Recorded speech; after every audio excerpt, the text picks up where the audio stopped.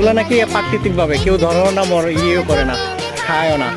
যেগুলো বড় হয় না ওই মাছগুলা মারা যায় নাকি মেলার সময়, পরে এগুলো আবার হয়ে থাকে। হ্যাঁ, আমরা তো জানি না, নাহলে তো আমরা দিতাম। হ্যাঁ বাবা, কেমন লাগে তোমার থেকে? মজা লাগে। দাঁড়া,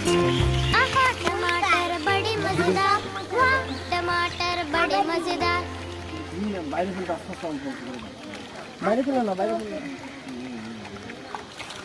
না।